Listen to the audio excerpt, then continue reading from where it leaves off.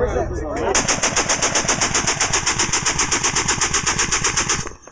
M2 Browning heavy machine gun is one of those weapons that seems to exist in every era and every war, from classic battlefields to today's modern conflicts. For nearly a century, it has appeared on almost every US military vehicle and platform. What makes it so fascinating is that it was never designed for today's threats. It's a heavy machine gun originally built in the 1930s, yet it still shows up in modern wars because it fills a role that newer weapons haven't fully replaced. High destructive power, long effective range, and extreme reliability, even under the harshest conditions.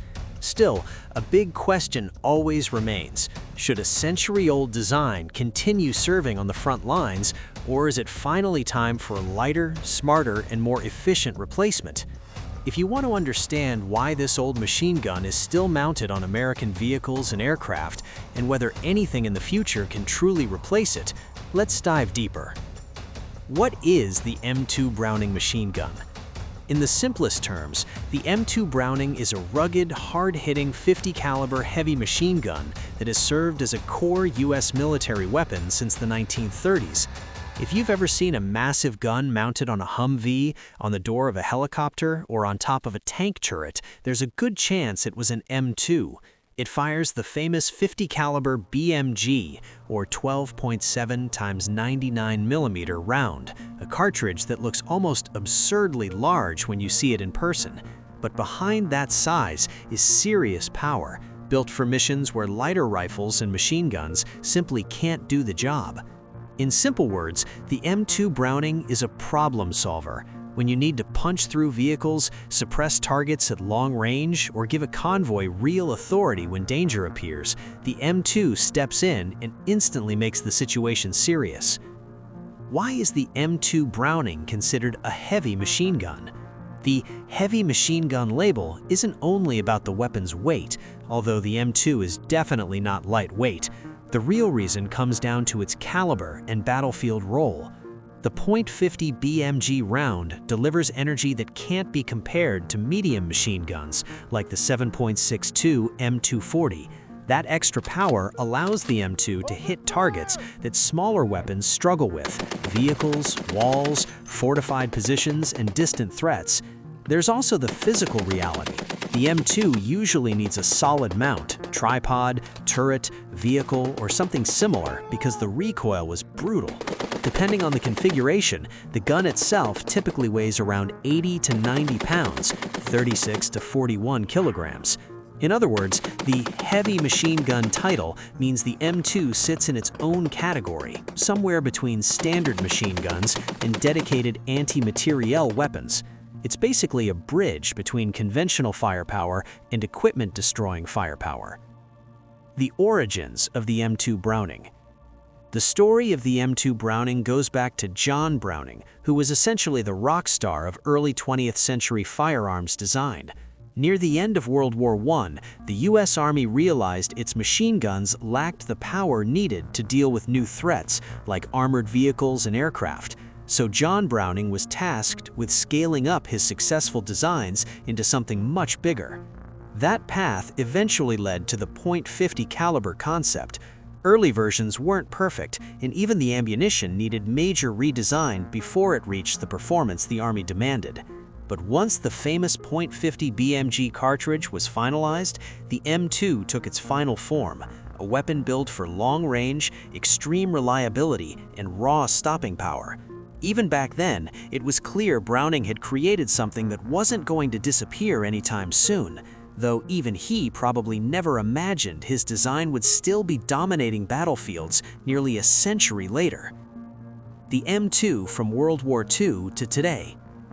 By World War II, the M2 Browning had already become one of the most trusted weapons in the US arsenal. It was mounted on almost everything: tanks, jeeps, ships, and aircraft. Its strength was its versatility: anti-aircraft defense, ground support, vehicle protection, and even anti-materiel missions. Because it was powerful, simple, and durable, soldiers quickly learned to trust it. What's truly impressive is how little the core design has changed over the decades. There have been improvements: better barrels, stronger mounts, the M2HB heavy barrel version, and more recently the M2A1 quick change barrel upgrade. But the heart of the weapon remains almost identical to the original design Browning created. The M2 has appeared in Korea, Vietnam, Desert Storm, Iraq, Afghanistan, almost every major conflict involving US forces. It has also been adopted by dozens of countries worldwide. When a weapon survives across that many wars and that many regions, it's a clear sign that it does its job extremely well. The history of the M2 is proof that sometimes you don't need futuristic technology to stay relevant. You just need a design that works, decade after decade. M2 Browning, caliber .50 BMG/12.7 by 99 mm.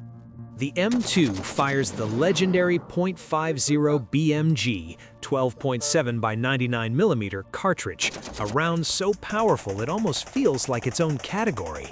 It was originally designed to penetrate World War I era armor, and it remains devastating even today. This round is incredibly versatile. It's large enough to destroy engine blocks, punch through concrete barriers, penetrate light armor, and in some cases even damage aircraft.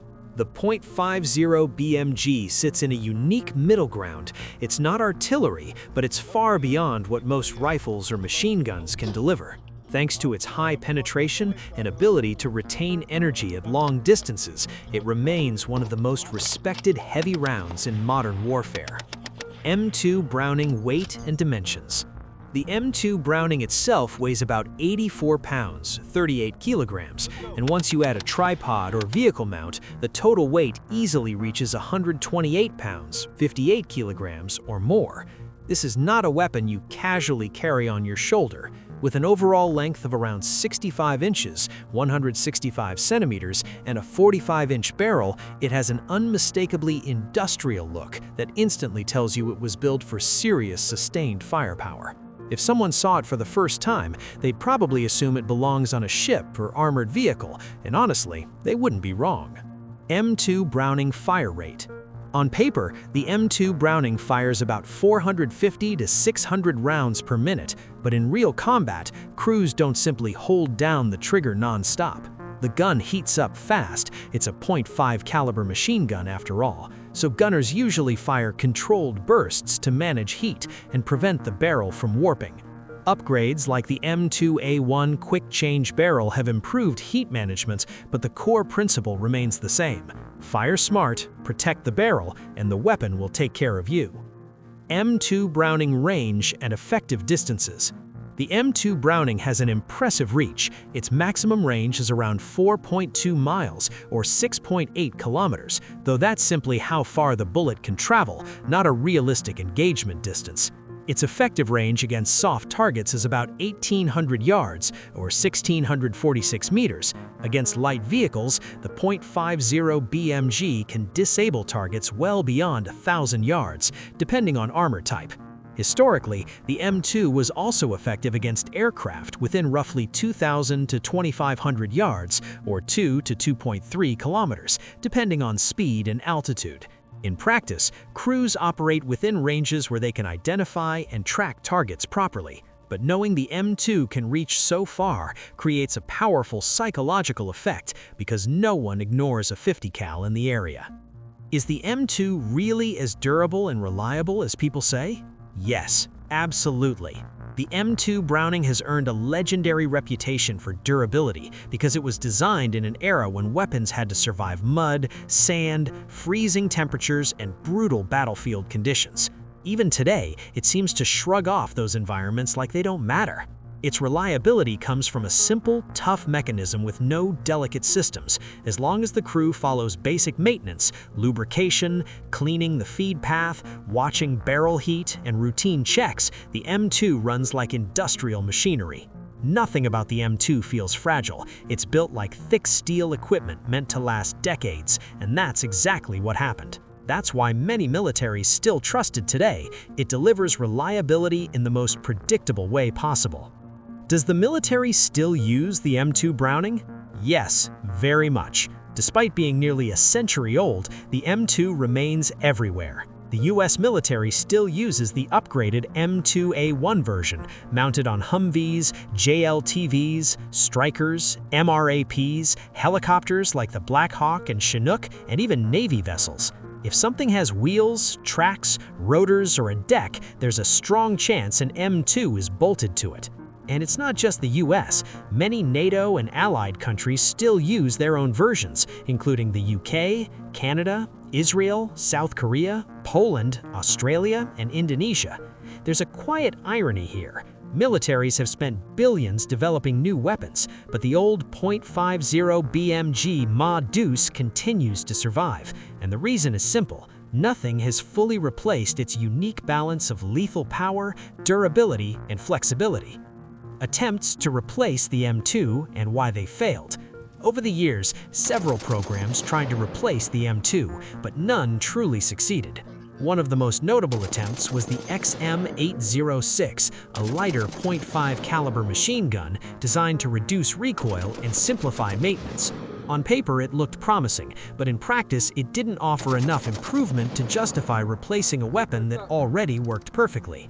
The program was eventually canceled. Other systems, like the Mark 19 automatic grenade launcher, have also been considered as alternatives in some roles, but those weapons are more specialized, more complex, and they don't provide the same long-range precision suppression that a .50 BMG machine gun can deliver. Why the M2 Browning endures. The reason the M2 Browning survives is simple. It offers a unique balance of lethal power, durability, and flexibility that modern alternatives haven't clearly surpassed. Keeping it in service is also cheap and efficient because the infrastructure already exists. Spare parts are standardized, training is deeply established, and maintenance is second nature to generations of gunners. So even though militaries continue exploring newer options, the M2 remains bolted to turrets and vehicles because it still does its job, and it does it extremely well. Thank you so much for staying with us until the end of this video. Don't forget to leave a comment and share your thoughts with us. Make sure to hit the like button if you enjoyed the video, and don't forget to subscribe to the channel for more content like this.